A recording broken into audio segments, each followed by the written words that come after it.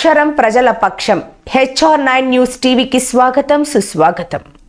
కనివిని రీతిలో అద్భుతమైన ఏర్పాట్లు చేసి రాష్ట్రంలో ఒక రాజకీయ సభ ఇంత అద్భుతంగా నిర్వహించబోయే పరిస్థితి ఈ రోజున జనసేన పార్టీ తెలుగుదేశం పార్టీ రాష్ట్ర ప్రజలకు అంకితమై ముందుకెళ్తున్నాం. ఎన్నో ఇబ్బందులు పెట్టడానికి ప్రయత్నించినా కూడా మాకు వస్తున్న సమాచారం మేరకు ప్రతి నియోజకవర్గాల నుంచి 175 నియోజకవర్గాల నుంచి ఆ పార్టీ ప్రజాప్రతినిధులు ప్రతి ఒక్కరు కూడా ఈ సభలో పాల్గొని విజయవంతం చేసేటట్టు ఆర్నిషల్ కృషి చేస్తున్నారు. మనస్ఫూర్తిగా మా నాయకులకి అదేవిధంగా తెలుగుదేశం పార్టీ నాయకులకి ఎక్కడ కూడా మీరు సహనం కోల్పోకుండా దయచేసి సహకరించి ఈ సభని విజయవంతం జరిగే విధంగా మనందరం కలిసికట్టుగా ముందుకెళ్దాం. ఇది ఒక జెండా పండుగ, ఒక అద్భుతమైన పండుగ వాతావరణంలో చేసుకోబోతున్నాం. రాష్ట్ర ప్రజలకి మనం ఒక మంచి సంకేతం, దిశానిర్దేశం ఏ విధంగా రాబోయే రోజుల్లో ఎన్నికలకి ఇరు పార్టీల నాయకులు పవన్ కళ్యాణ్ గారు అదేవిధంగా చంద్రబాబు నాయుడు గారు ఒక సుస్థిరమైన ప్రభుత్వం ఏర్పాటు చేసి ఈ పొత్తు వల్ల ఏ విధంగా రాష్ట్ర ప్రజలకి ఒక మంచి భవిష్యత్తు ఉంటుందో ఆ వివరాలన్నీ చెప్పడానికి సిద్ధమవుతున్న తరుణంలో ప్రతి ఒక్కరు కూడా ఇరు పార్టీల తరఫున నేను మనస్ఫూర్తిగా ఆహ్వానిస్తున్నాం. చక్కటి ఏర్పాట్లు చేశాం. మిమ్మల్ని మళ్ళీ సురక్షితంగా మీ ప్రాంతాలకి మీరు తరలి వెళ్లే విధంగా ఎక్కడ కూడా ఇబ్బంది కలగకుండా అనేక మంది వాలంటీర్లు డిపార్ట్మెంట్ నుంచి పోలీస్ శాఖ వారు ప్రతి ఒక్కరు సహకరిస్తున్నారు. మీరు ఎక్కడా ధైర్యపడకుండా ఈ సభను విజయవంతం చేసే విధంగా మనస్ఫూర్తిగా వచ్చి పాల్గొనమని, అదేవిధంగా మా ఉభయ గోదావరి జిల్లాలో ఉన్న ఇరు పార్టీల నాయకులు తెలుగుదేశం పార్టీ నాయకులు జనసేన పార్టీ నాయకులు కూడా గత 3 రోజుల నుంచి ఈ సభ విజయవంతం కలగడానికి ప్రతి నియోజకవర్గంలో కూడా వాళ్ళు పర్యటించి అందరినీ ఉత్తేజపరుస్తున్నారు. మండలాధ్యక్షులు, జిల్లా పార్టీ నాయకులు, స్థానికంగా పోటీ చేయబోయే అభ్యర్థులు ప్రతి ఒక్కరు కూడా ఈ కార్యక్రమం విజయవంతం జరిగేటట్టు మీ వంతు మీరు కృషి చేసి ప్రతి ఒక్కరు కూడా పాల్గొనాలని, ఇంత అద్భుతమైన ఏర్పాట్లు చూసి మీరు కూడా ఆశీర్వదించాలని మనస్ఫూర్తిగా ప్రతి ఒక్కరిని కూడా ఆహ్వానిస్తున్నాం. స్వతంత్ర భారతదేశంలో ఎవరైనా సరే, ఏ రాజకీయ పార్టీ అయినా సరే సభలు జరుపుకునే హక్కు, స్వేచ్ఛ రాజ్యాంగం మనకిచ్చింది. అయితే దురదృష్టవశాత్తు ఆంధ్రప్రదేశ్ రాష్ట్రంలో వైసీపీ సభలు తప్ప తెలుగుదేశం పార్టీ కానీ జనసేన కానీ మిగిలినటువంటి రాజకీయ పక్షాలు సభలు పెట్టుకునే అవకాశం ఈ రాష్ట్రంలో లేకపోవడం చాలా దురదృష్టకరం అని చెప్పి సందర్భంగా తెలియచేస్తున్నాను.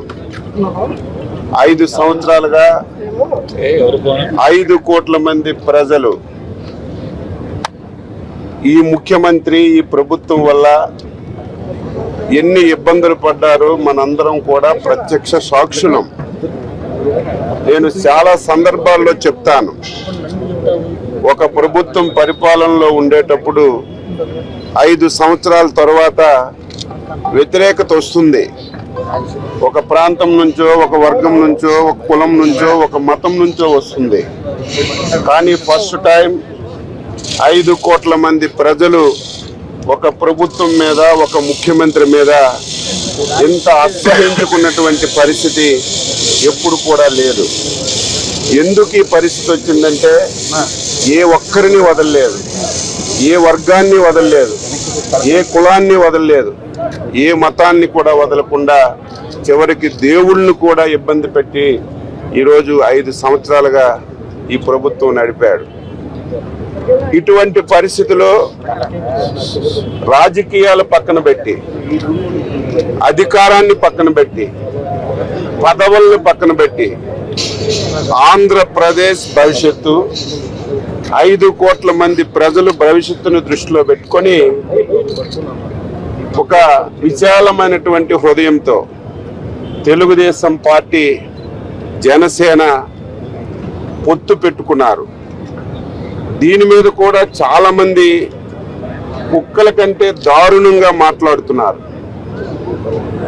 ఎందుకు పొత్తు పెట్టుకున్నామంటే ఆంధ్రప్రదేశ్ రాష్ట్రంలో వైసీపీ విముక్త రాష్ట్రంగా తయారు చేయాలని, 5 సంవత్సరాలు ఈ రాష్ట్రంలో ప్రజలు పడినటువంటి ఇబ్బందుల్ని తొలగించాలని, భావి తరాల శ్రేయస్సుని ముందుకు తీసుకెళ్లాలని ఒక విశాల హృదయంతో పొత్తు పెట్టుకున్నటువంటి విషయం ప్రతి ఒక్కరికి కూడా తెలుసు.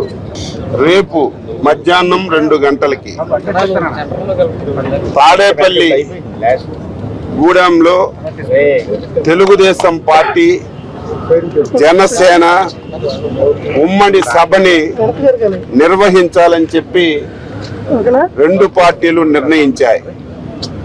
మేము ఎప్పుడైతే సభ పెట్టాలని చెప్పి నిర్ణయం చేశామో, ఎప్పుడైతే మా ప్రకటన చెప్పామో ఆ రోజు నుంచి ముఖ్యమంత్రి ప్రభుత్వం ఈ సభ సక్సెస్ కాకుండా చేయాలని, ఈ సభని జనాలను రాకుండా చేయాలని రాత్రింబవళ్ళు కష్టపడి పనిచేస్తున్నారు. నేను అడుగుతున్నాను, వైసీపీ పార్టీకి ఆర్టీసీ బస్సులు ఎన్ని కావాలంటే అన్ని ఇస్తున్నారు, డబ్బులు కట్టకపోయినా ఇస్తున్నారు. ఆర్టీసీ కాకుండా బ్రేక్ ఇన్స్పెక్టర్ని, ఆర్టీఓల్ని ఉపయోగించి స్కూల్ బస్సులు, ప్రైవేట్ బస్సులు బలవంతంగా తీసుకొని వైసీపీ వాళ్ళు సభలు జరుపుతున్నారు. మేము ప్రజాస్వామ్యబద్ధంగా ఒక రాజకీయ పార్టీలుగా సభలు పెట్టుకొని ఆర్టీసీకి మీరు పద్ధతి ప్రకారం ఎంత డబ్బు కట్టమంటే అంత కడతాం, బస్సులు ఇవ్వండి అని ఎండీకి అడిగినా ఉలుకు లేదు పలుకు లేదు, డిపో మేనేజర్లకు అడిగినా ఉలుకు లేదు పలుకు లేదు. ఆర్టీసీ బస్సులు ఇవ్వటం లేదు. ఎవరైనా పార్టీల మీద అభిమానంతో ప్రైవేట్ వెహికల్స్ కానీ ప్రైవేట్ బస్సు ఇస్తామంటే ఆర్టీసీ ఇవ్వకపోవడమే కాకుండా ప్రైవేట్ యాజమాన్యం మీద కూడా కేసులు పెడతామని చెప్పి ఎటువంటి వాహనాలు ఇవ్వకుండా ఈరోజు ఈ ప్రభుత్వం దుర్మార్గంగా వ్యవహరిస్తుంది. ఏది ఏమైనా సరే ప్రజలు డిసైడ్ అయిపోయారు. ఎంత తొందరగా ఈ రాష్ట్రం నుంచి వైసీపీ పార్టీని, ప్రభుత్వాన్ని బంగాళాఖాతంతో కలిపితే తప్ప ఈ రాష్ట్రానికి విముక్తి కలగదని చెప్పి నిర్ణయం తీసుకున్నారు. కాబట్టి రేపు సభ నభూతో నభవిష్యత్ అనే సందాగా జరగబోతుంది. జనసేన పార్టీ అధ్యక్షులు పవన్ కళ్యాణ్ గారు ఇచ్చిన పిలుపుకి రేపు సుమారుగా 5 నుంచి 6 లక్షల మంది ప్రజలు వస్తారని చెప్పి భావించి 2 పార్టీలు కలిసి ఈరోజు ఏర్పాట్లన్నీ కూడా చేస్తున్నాం. దయవుంచి రాష్ట్రంలో ఉన్నటువంటి ప్రతి ఒక్కరికి నేను చేతులెత్తి నమస్కరిస్తున్నాను.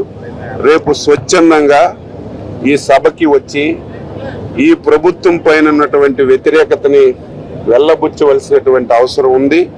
ఎంత తొందరగా వీలైతే అంత తొందరగా ఈ ప్రభుత్వాన్ని సాగనింపడానికి ప్రతి ఒక్కరూ సహకరించి రేపు ఈ సభని జయప్రదం చేయాలని చెప్పి తెలుగుదేశం పార్టీ తరఫున పిలుపునిస్తూ సెలవు తీసుకుంటున్నాను.